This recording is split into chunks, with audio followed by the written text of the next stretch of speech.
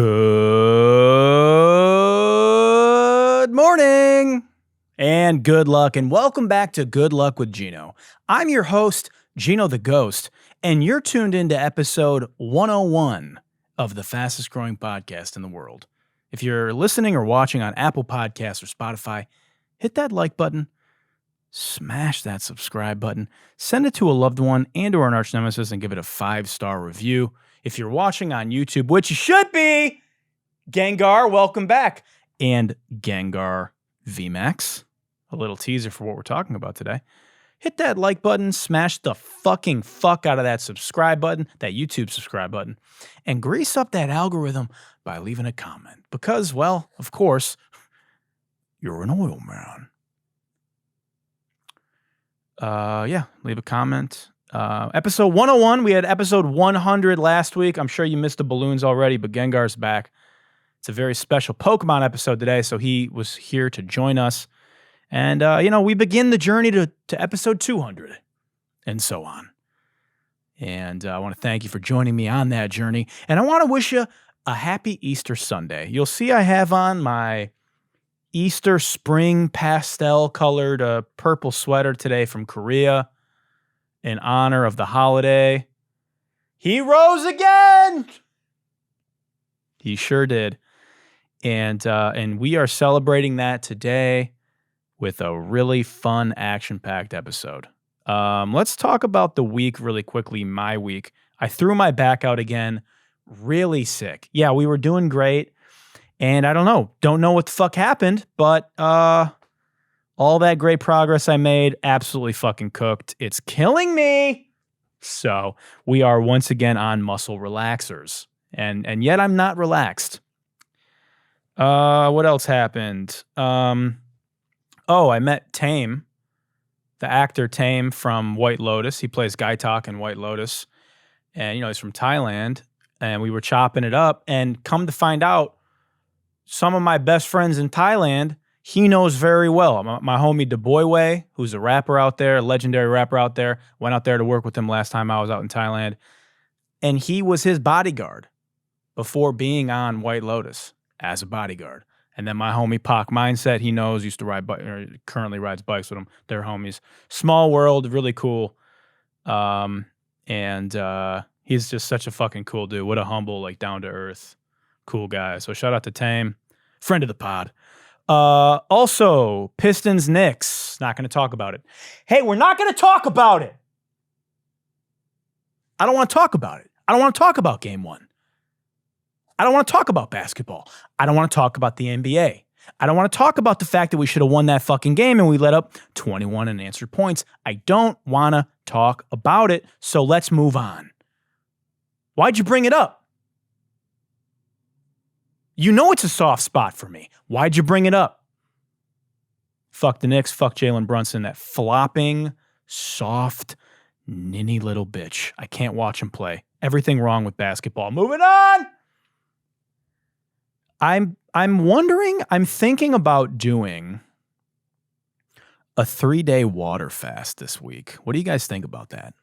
Has anybody done that? That watches the show? Give me some comments below if you've done it. I've intermittent fasted many for years. I've done intermittent fasting on and off. But in the morning and at night, I've never done days. I'm not psychotic enough to do a full week, but I'm wondering, I've heard there's a lot of good benefits in terms of cell repairing and aches and pains a la my back maybe. And autoimmune shit. So I'm just thinking about it. I'm thinking about it. If I do it, you'll absolutely hear about it next week on the pod. If I don't do it, you probably won't hear about it, huh? So let's see if I do. Let's move on to the week in the world of pop culture. The problem again with dropping the show on a Monday and filming it on the weekend is if something happens on Monday, I have to wait all fucking week to talk about it. And when it's as funny as the rocket women going to space, it's especially tough for me because I feel a little late, right? But, people wait all week for my fun, fresh perspective. And so we're going to just cover it anyway. If you've been living under a rock, this week, 6 brave, strong women returned home from their 11-minute space odyssey aboard the Blue Origin NS-31 Amazon space dildo. Let's go ahead and watch a clip of these girls in space. Among them, most famously, Katy Perry and Gayle King and Jeff Bezos' wife or fiance. Got it? 1, 2, 3, take up space! Tamir's in space. It's okay. Leave Flynn up there. Flynn, bye. You look. Dude. Flynn, I gotcha. I gotcha, Flynn. Gotcha. Who the fuck is Flynn? Proud of you, Flynn. Flynn can't eat them. Oh, the moon! You guys, I have to tell you, look at the moon. That's amazing. Wow, look at the blue Oh line. my gosh. Oh my goddess! Wow. That's our pink moon. I'm sorry. Did Katy Perry say, "Oh my God, oh my goddess"? Did I hear that correctly? Oh my goddess? Come on, dude. One small step for women, one giant leap backwards for feminism.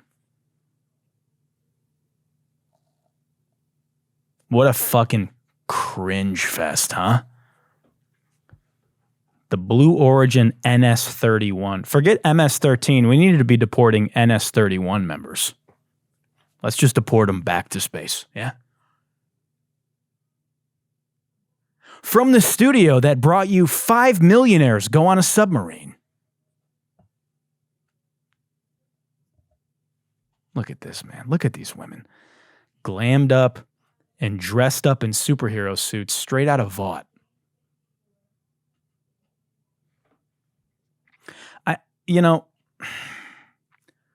This trip was 11 minutes. 11 minutes. It legit takes me longer to drive to the grocery store. And I just imagine you're a real NASA pilot, you know? You're an actual astronaut. And you're seeing this. And you know what's crazy is at the surface, this could be just such a cool thing. It's just like William Shatner went to space not so long ago, I think on the same thing, and nobody really cared because he didn't become instantly insufferable upon return. There wasn't some pseudo altruistic narrative being attached to it. It's just rich people going to space. And that's fine. It's rich people are going to fucking waste money. That's what they do. The problem is when you dress it up like something else. First of all, before we even get into that, Katy Perry cannot stop taking L's. Katy Perry, it seems like anything Katy Perry does, this poor girl, she's just getting, she can't catch a break. We sent an actual gem into space. This woman, Amanda, has an incredible story. I'm not going to get into it, but apparently she's an astronaut. Then she was a rape victim and she put her career on hold so she could pass legislation and went on this whole mission for women. And it was incredible. And she finally got to go to space. That's the story. Hey guys, that's the narrative. That's the story. Instead, I'm being gaslit by Gayle King into this being some groundbreaking record-setting mission, journey, and watching Katy Perry twirl a flower around on selfie mode.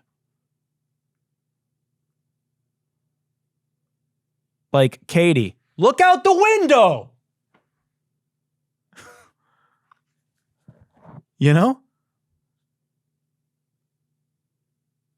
And then the comments are great. The question is, why are they distracting us?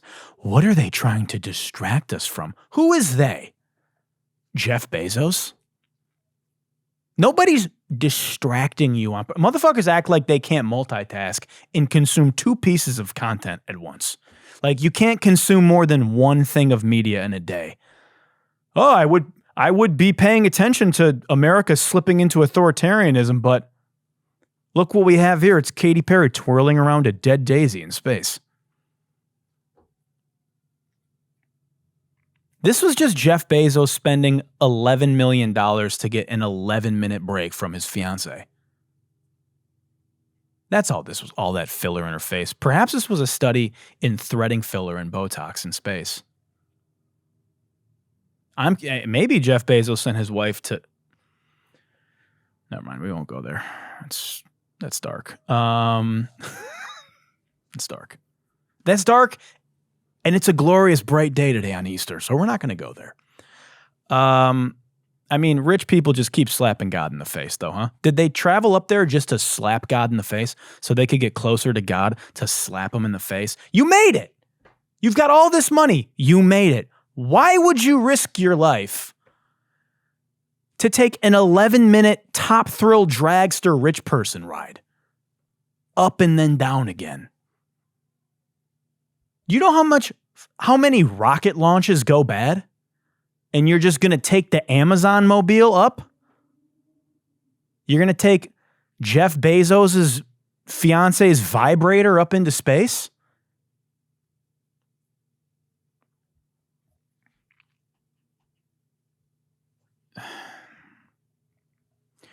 Ladies, I'm sorry. You're not astronauts. Okay, there's an easy joke there for Astro-NOTs. I'm not going to make that joke. I'm better than that, right? I could probably name this episode Astro-NOTs, but I'm not going to do that. But I do want to talk about, the delusion here. There's one astronaut on that flight, Amanda, who went through all the training to do, but no one was you were a passenger. This was an Uber ride to the top of a Nimbus cloud. If they're astronauts, I'm a ship captain. Because I took a fucking ferry one time. Now what, rich influencers are going to start putting it in their bio? Entrepreneur, yogi, model, health coach, astronaut.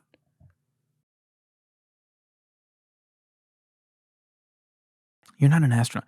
You're a rocket woman. Packed my Birkin bag last night, pre-flight, and I think it's gonna be a long, long time. Right? It goes like that.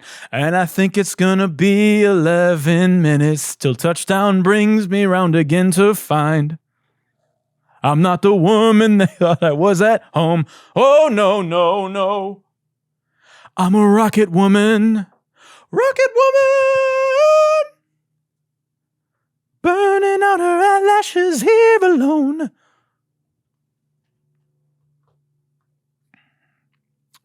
And then Gayle King, they interviewed Gayle King about the trip to space. And I think they asked her, like, hey, you're getting a lot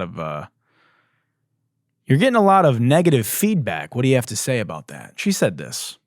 There was nothing frivolous about what we did. Space is not an either or, it's a both and. And because you do something in space doesn't mean you're taking anything away from Earth. And what you're doing in space is trying to make things better here on Earth. What Blue Origin wants to do is take the waste here and figure out a way to put it in space to make our planet cleaner. Number two, what? Have you been? Have you been? If you've been. Have you been? Have you been to space? First of all, have you been? Have you been, Gayle? Have you been to space? Or did you go to the top of the atmosphere? The fucking audacity of the, have you been? Our planet cleaner. Number two, have you been? Have you been?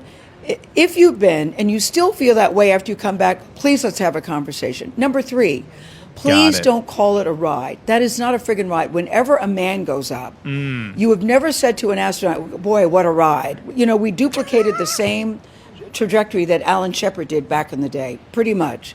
No one called that a ride. It was called a flight. It was called a journey, because a ride implies that it's something frivolous or something that's lighthearted. There was nothing frivolous about what we did and the machine that we were on, and what it took for the people to get that machine up and running, to get us up and get us back down safely. Yeah. So, you know, I'm very disappointed and very saddened by it. And I also say this, what it's doing to inspire other women and young girls, please don't ignore that. I've had so many women and young girls reach out to me, and men too, by the way, men too, that say, wow, I never thought I could do that, but I see you doing it at this stage of my life. Who would have thunk it? Not me. Oh, give me a fucking break with this, you know?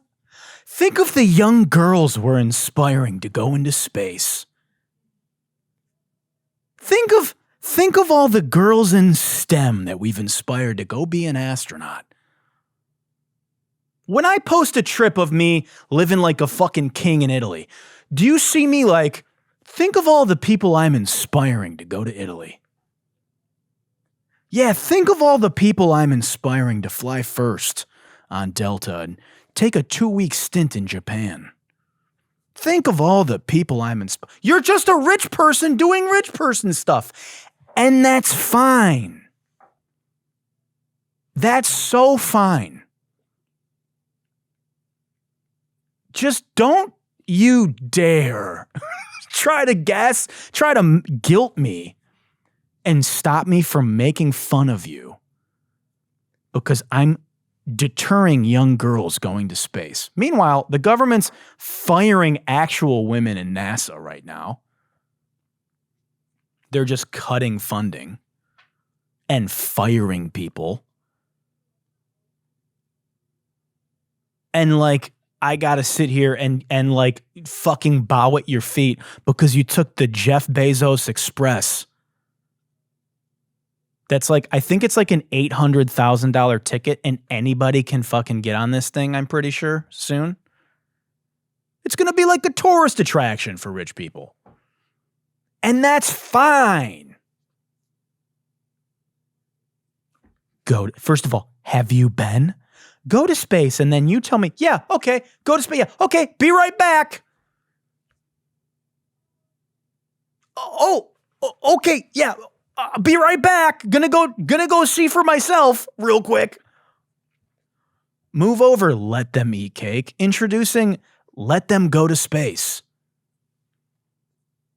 Let them see space. Society is rejecting this because the economy is in shambles and America is becoming an oligarchy and nobody wants to see a multi-million-dollar girls' trip to the edge of the stratosphere.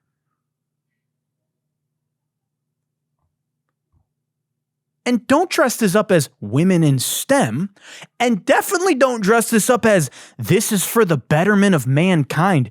We're going to throw trash in space. Is that what she said? Like, what? There was nothing frivolous about what we did. Space is not an either or. It's a both and. And because you do something in space doesn't mean you're taking anything away from Earth. And what you're doing in space is trying to make things better here on Earth. What Blue Origin wants to do is take the waste here and figure out a way to put it in space to make our planet cleaner. We're going to litter in space? That's the mission? The aliens are definitely about to fucking smoke us if we start throwing garbage in their yard. I've been tortured by drinking out of paper straws from Silver Lake cafes for years. And now we're going to just start dumping our garbage into orbit?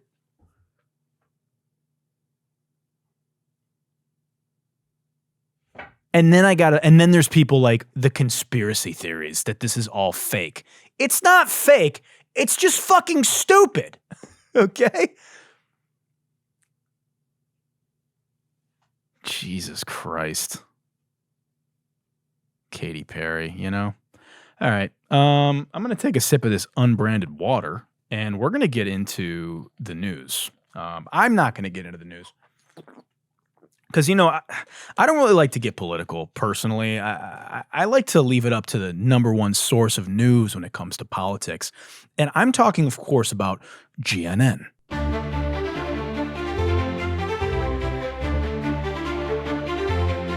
Welcome to GNN, your leading source of news, politics, tariffs, and this week, the fall of democracy. And now your host, Gino Borri. Good afternoon. I'm your host, Gino Borri, and this is the news. First, we've got breaking news, breaking GNN news as I was driving in today. Defense Secretary Pete Hegseth apparently shared detailed information about the strikes in Yemen on March 15th in another private Signal group chat.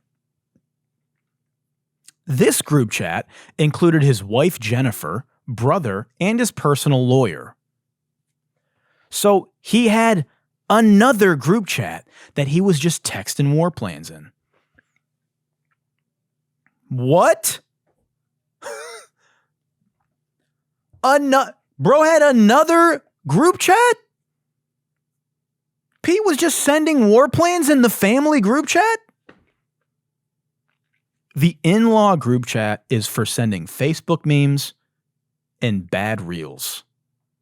Not missile coordinates for the Houthis. And he's just frivolously texting out the plans. Dude, who didn't get the war plans? Because texting a journalist the war plans is pretty bad.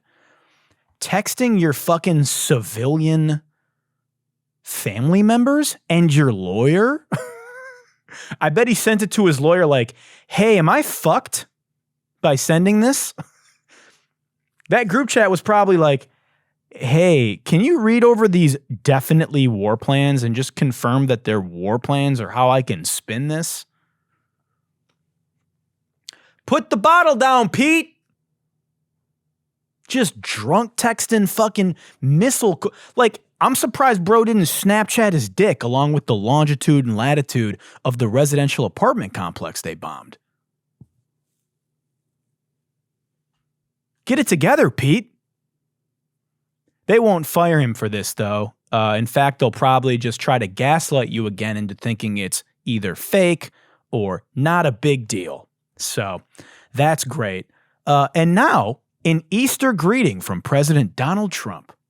He tweeted this out today on Twitter and Truth Social. Happy Easter to all, including the radical left lunatics who are fighting and scheming so hard to bring murderers, drug lords, dangerous prisoners, the mentally insane, as well as known MS-13 gang members and wife beaters back into our country. Happy Easter also to the weak and ineffective judges and law enforcement officials who are allowing this sinister attack on our nation to continue. An attack so violent it will never be forgotten.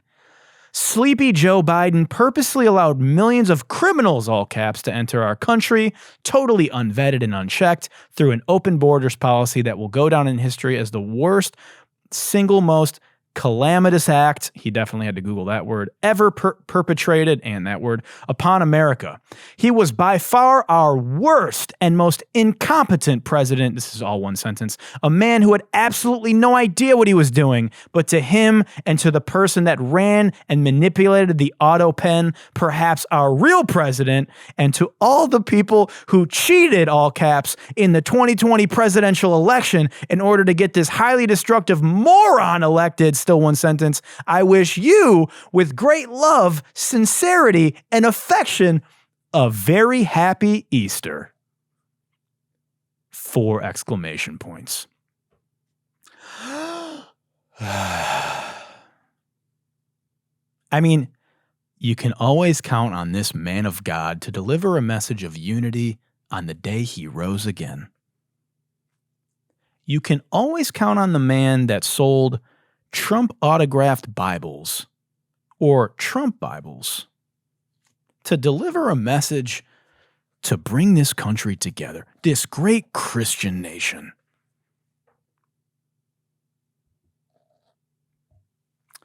Trump would have deported Jesus to an El Salvadorian prison.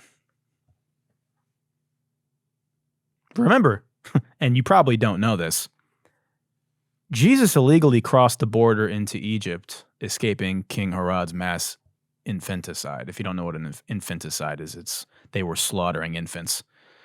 And Jesus and Mary were asylum seekers, and they crossed into Egypt on a donkey.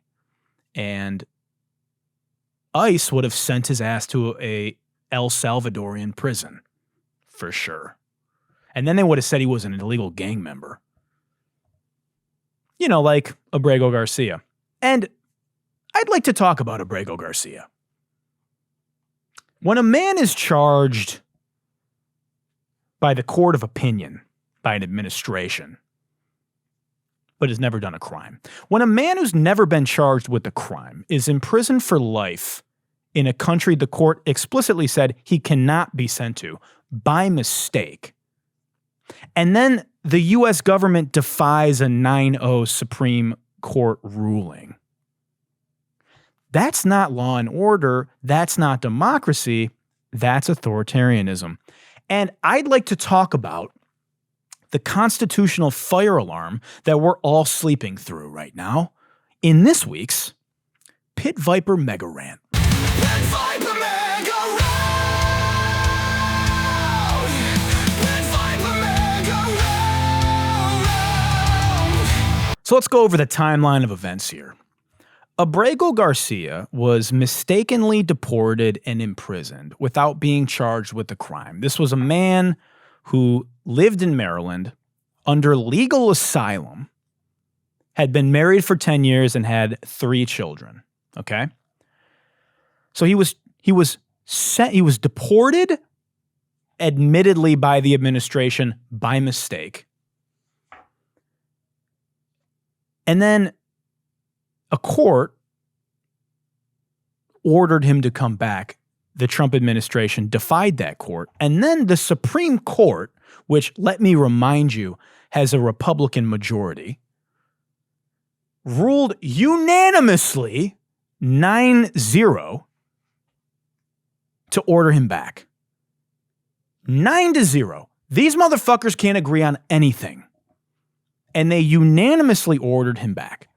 Instead of complying, the government defied the ruling and then lied, publicly claiming that they won the case 9-0. As you know, the Supreme Court, after we get out all of the fake news from CNN and all these other people, we won that case 9-0. Mm-hmm. Oh, the fake news? The Supreme Court is fake news? Fox is fake news? The fake news that you're on right now? Because that's who also reported it? And basically, that's really a decision that will be made by the government of El Salvador, because that's where, I assume that's the one you're talking about. Yeah. He's from El Salvador. Staying there, and he's from El Salvador. Yeah. So that's a decision up to El Salvador. But it's interesting because we won that decision 9-0. And it's interesting. Actually, it's interesting because you didn't. Actually. Now, I don't know. One of two things is happening here. Trump is either this stupid that his advisor, Stephen Miller, and others told him that he won 9-0 and he hasn't bothered to look into it and is just wrong. Or, number 2, he thinks you're this stupid. Which is it? Could be both, right? Just lying. I mean, what the fuck are we doing here? Besides the fact that he's just blatantly lying in plain sight, right in front of your face, which you're okay with apparently, the greater issue here is that this administration is directly challenging the separation of powers that's baked into this constitutional republic. The president, or any agency under him, does not have the authority to override the Supreme Court. Due process is not optional. It's a constitutional guarantee, not a policy preference. It's not a fucking button you can press. If the executive branch can strip liberty and deport somebody to a foreign prison without trial, what stops them from doing it to you? Because Trump said he wants to send homegrown criminals to El Salvadorian gulags next. That's insane. Well, I'm not a criminal, so I don't have anything to worry about. Yeah? Well, if we aren't giving people due process and just labeling them criminals without a trial before shipping them off, why do you think they would grant you that? I have tattoos. You know? Motherfuckers are like dissecting this guy's tattoos online. Well, if you look at his hand tattoos, you can see the marijuana leaf stands for M, and then there's the skull stands for C, which is the third letter of the. It doesn't matter. It doesn't matter what his fucking tattoos are. You're missing it. It's right there. What are they going to start deciphering my fucking Pokémon tattoos? Oh, there's a haunter there. That H is for Hamas. Gino must be in Hamas. What's stopping them from capturing outspoken critics like Dr. Kansuri, an American physician detained without cause for weeks? Due process is not a fucking policy luxury. In a democracy governed by rule of law, it's not a flaw that the government must justify stripping somebody of liberty and banishing them from the country. It doesn't matter if he's in the gang. He might be, but guess what? We don't know because he hasn't been to trial. Well, he's here illegally. No! He's seeking asylum. He's here legally. He's done the steps properly, this guy. He ratted on MS-13 as part of his asylum, and then they sent him to a prison full of MS-13. It's a wonder he's alive.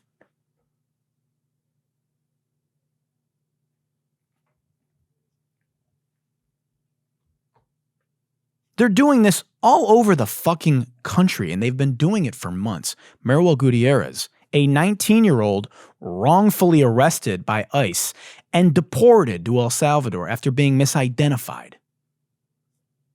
19. There was a barber, I don't remember his name. He had tattoos. They just sent him away. They deported him. Also here legally. This isn't about Abrego Garcia or MS-13 or whatever the fuck. You don't have to like him.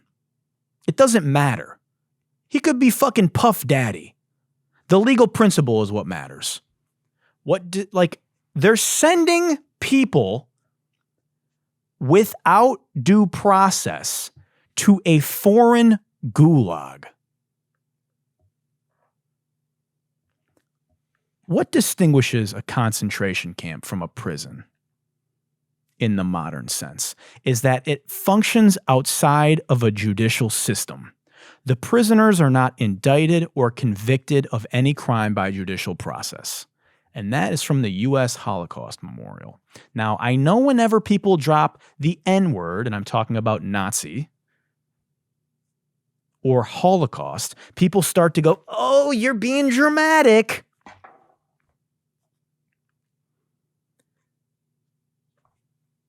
You're being underdramatic. I'm not even being dramatic yet. This should fucking terrify you. If the president can ignore the Supreme Court, the Constitution means nothing. If ICE can disappear citizens or residents or people that are here legally without seeking asylum, without charges, we're not a democracy. We're a police state. And if we cheer this on because it happened to someone else, you're one step away from being next. And then they came for me. The same people running around stockpiling guns to protect themselves against a tyrannical government, the party of small government, is cheering on a tyrannical government.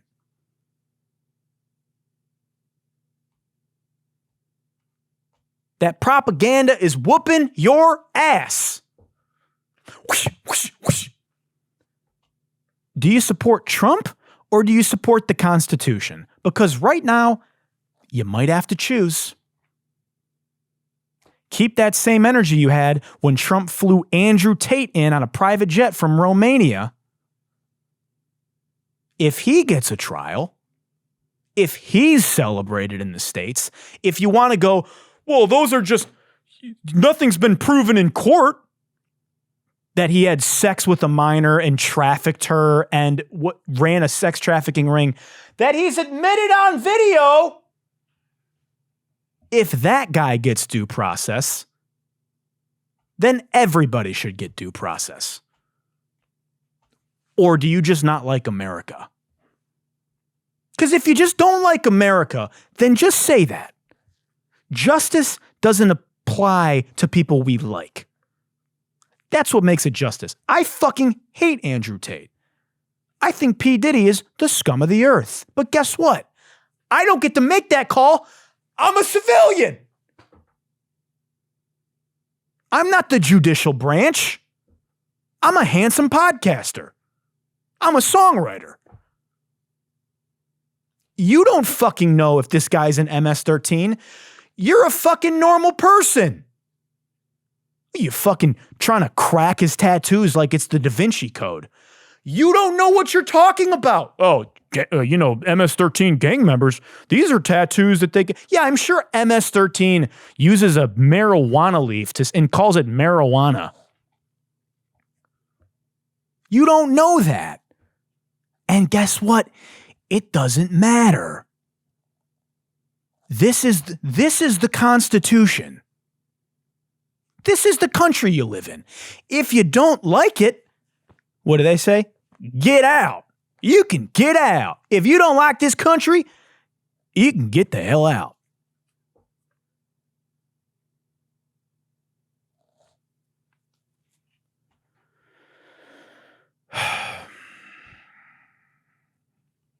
That's all I got to say about that. And that concludes this week's Pit Viper Mega Rant. Pit Viper Mega Rant! Pit Viper Mega Rant!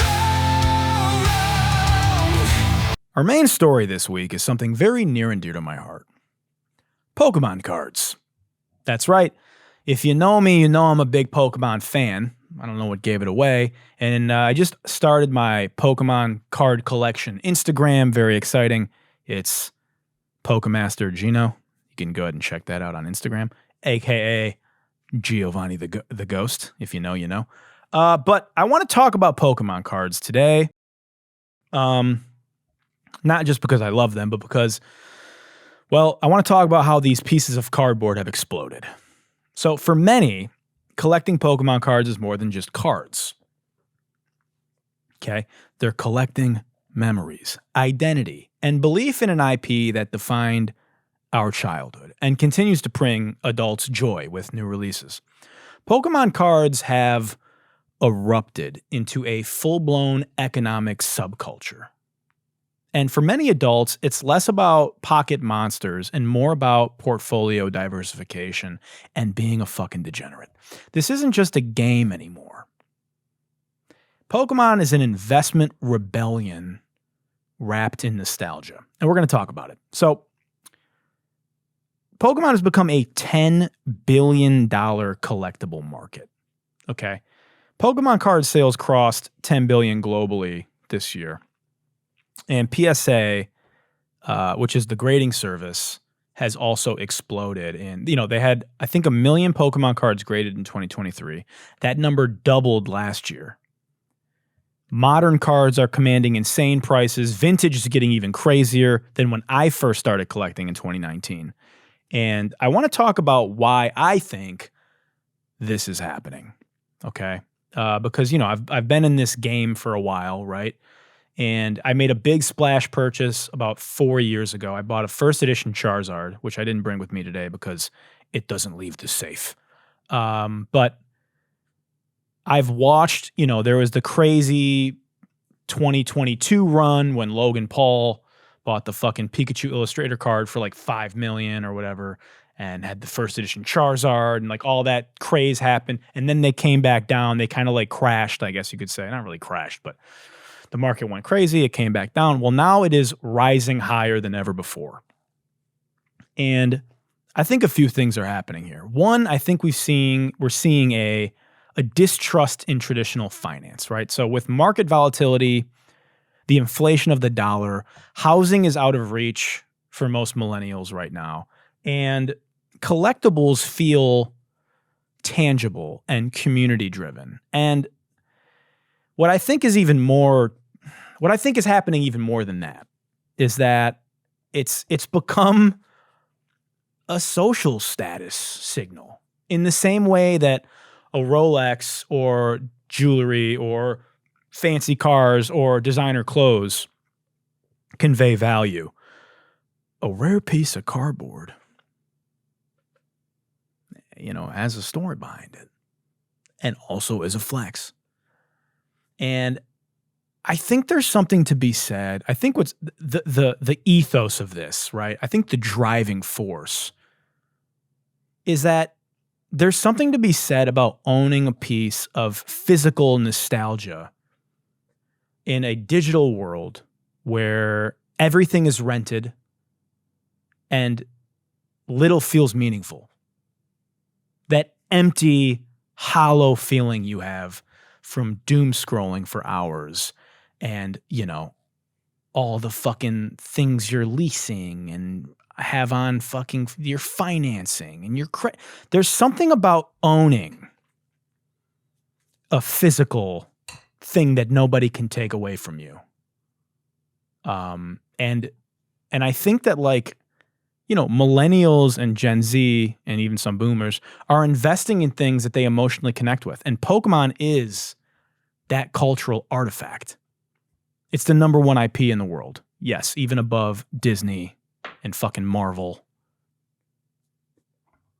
And then I think the other thing that's happening, which has maybe driven the craze even higher this year, is gambling.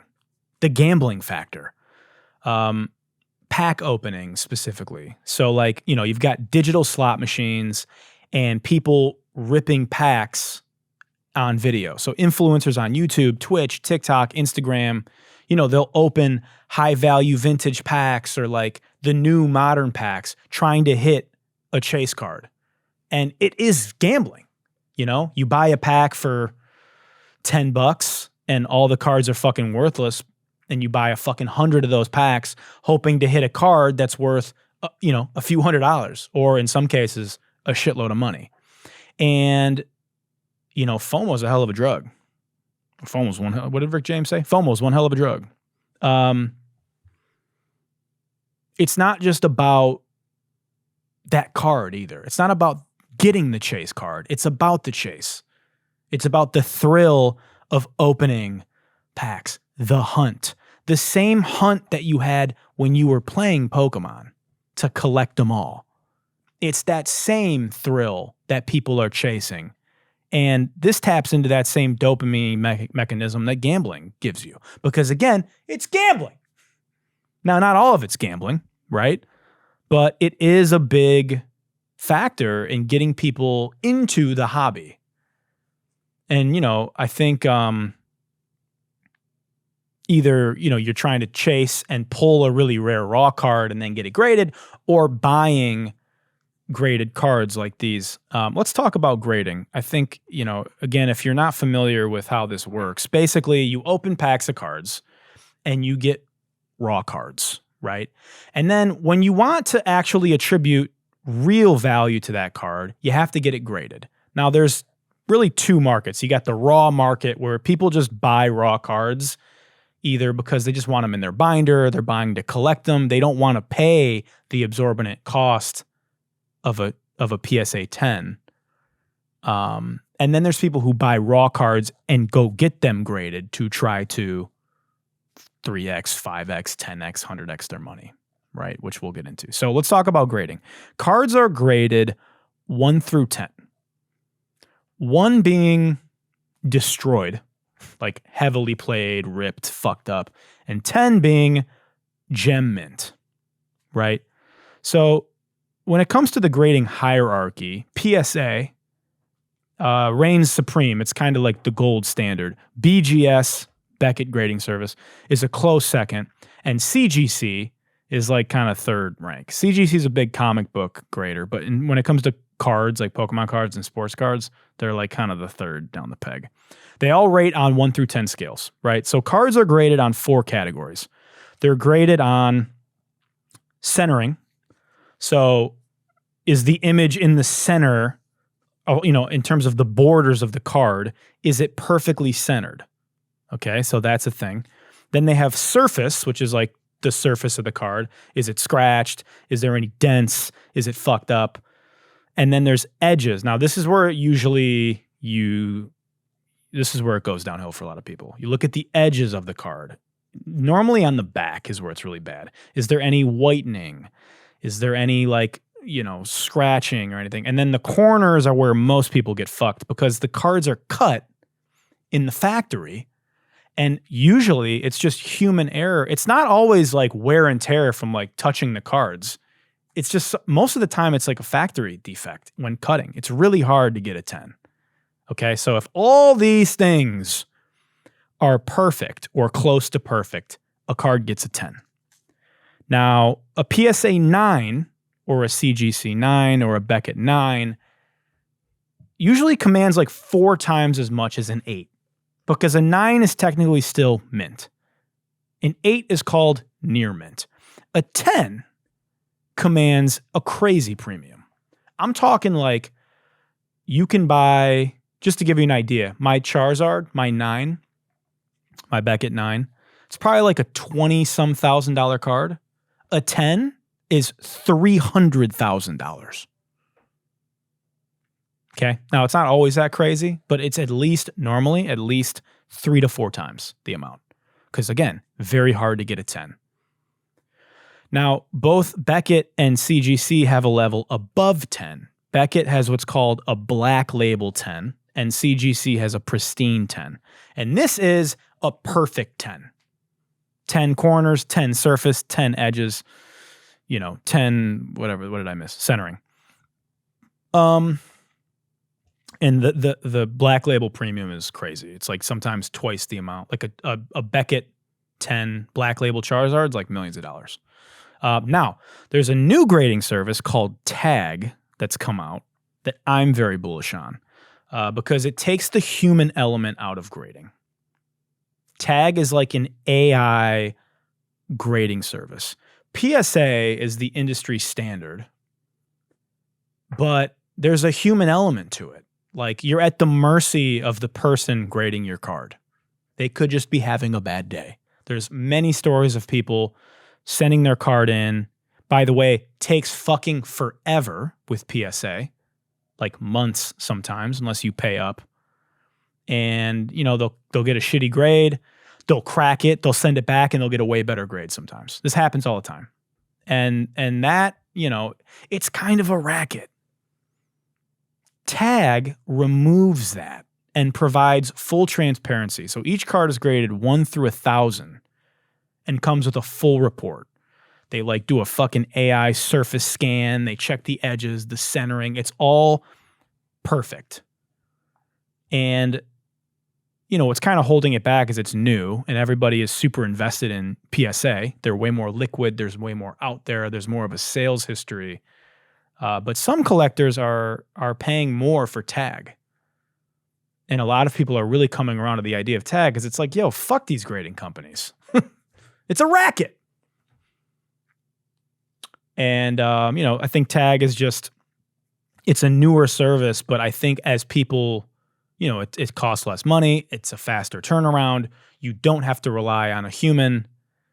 Yesterday I bought a Tag 10 first edition Dark Blastoise.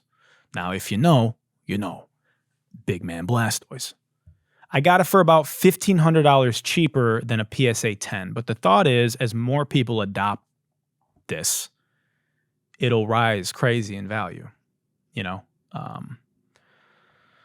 Anyway, all that to say, the big narrative around Pokemon right now in the Pokemon card market is it a bubble?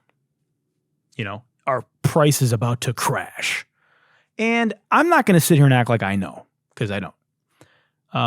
But, you know, price spikes are often driven by influencers and market hype. You know, there's this new game called Pokemon TCG Pocket that got a lot of people into opening packs. Content creators are making so much money on the internet, and like they're getting so many views that's driving people. Short-term flippers have entered the scene looking for a quick profit.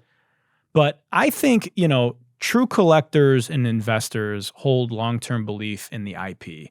And like the sports card market and the fucking comic book market, and like these markets are crazy. Pokemon is the #1 media franchise globally.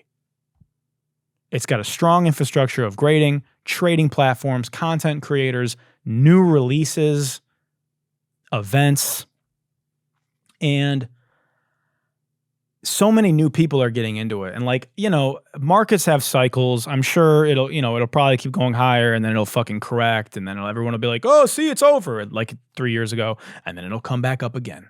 And the Pokemon surge to me is a reflection of something deeper, you know, than just people trying to make money. Because obviously people are trying to make money, and I'm trying to make money, and I'm investing in this book.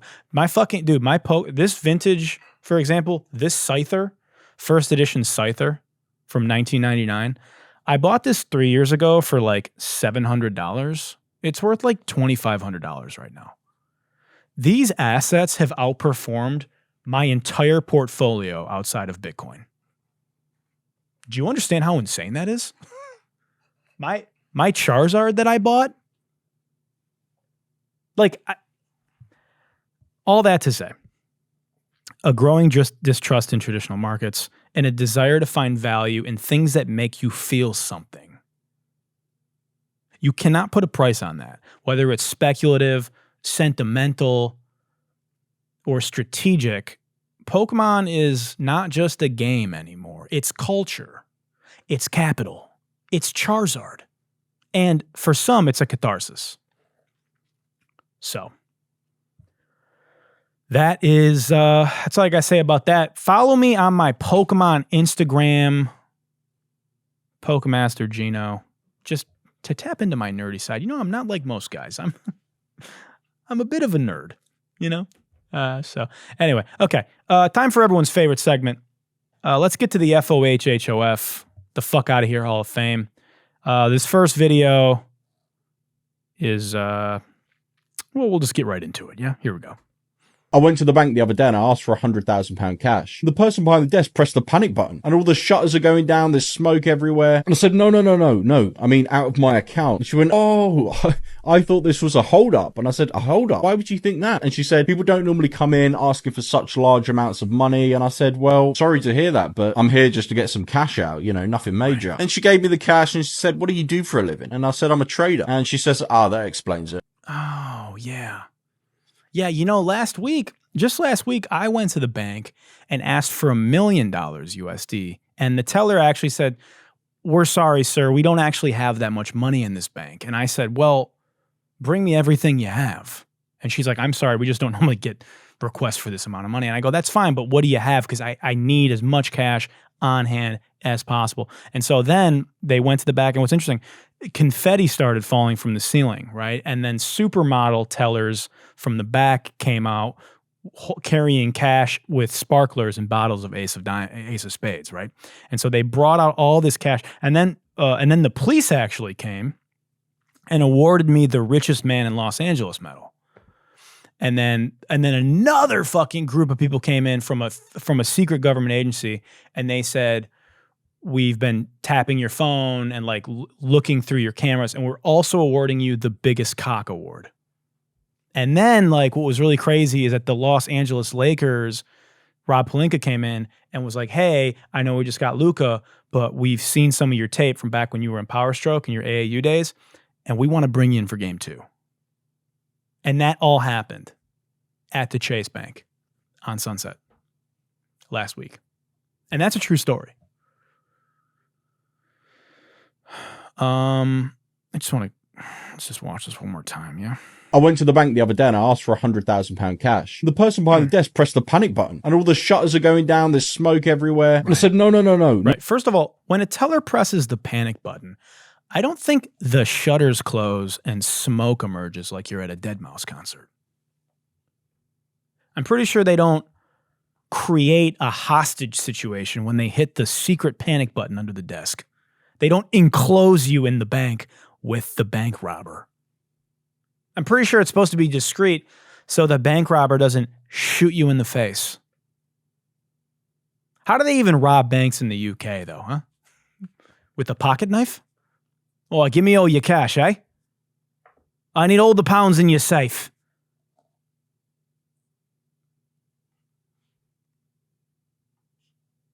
No, I mean out of my account. She went, oh, I thought this was a hold-up. And I said, a hold-up? Why would you think that? And she said, people don't normally come in asking for such large amounts of money. And I said, well, sorry to hear that, but I'm here just to get some cash out, nothing major. And she gave me the cash and she said, what do you do for a living? And I said, I'm a trader. And she says, that explains it. Oh, that explains it. Oh, you're a trader. Oh, you sell courses for a living. That explains it. Oh. Then she pressed the anti-panic button that lifts the shutters back up and alerted the police, guys, it's just a misunderstanding. He's a traitor. He's not a bank robber. What do they say in England? What a load of bollocks.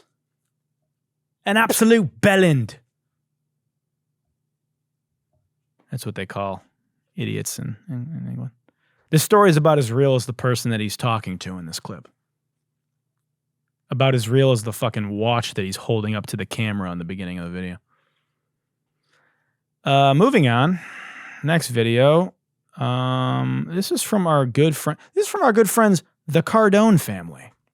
What do you say about middle class? Remember? I created this, by the way.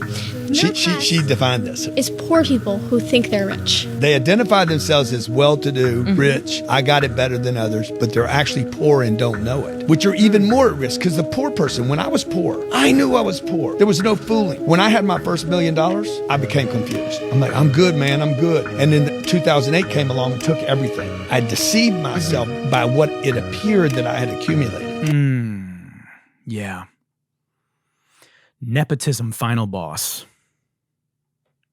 Sabrina Cardone is a minor. I think she's 15, so I can't tell her to shut the fuck up. But Grant, on the other hand, shut the fuck up.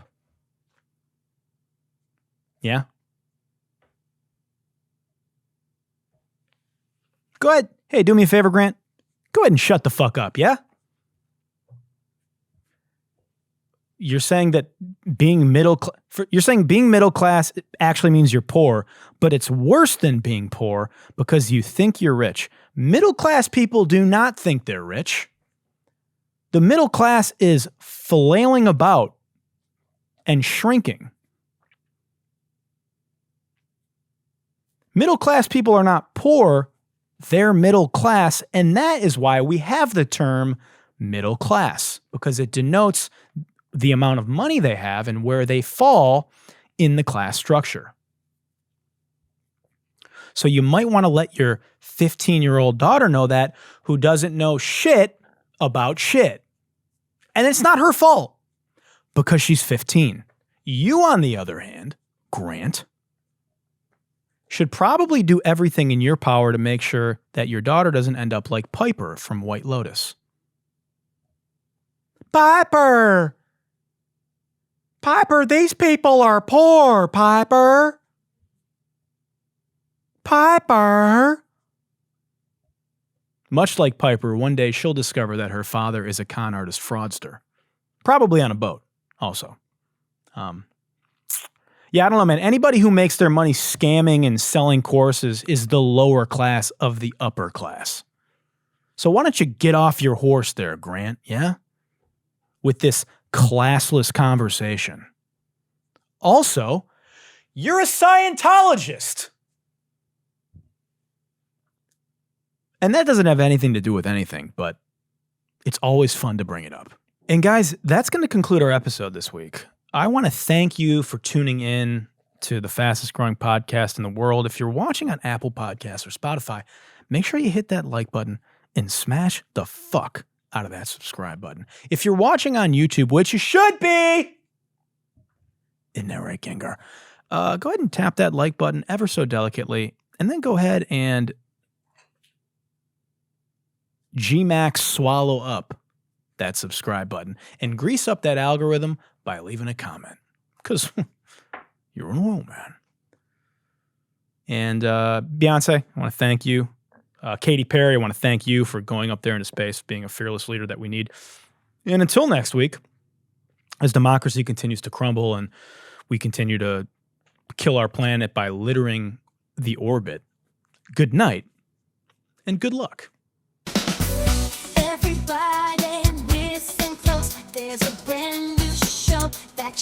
Scyther, what's the name of that show? With who? That's me. It's gonna get you moving, get you in the zone. Good luck, good vibes, good times. With Gino by your side, you'll be feeling fine. Hey.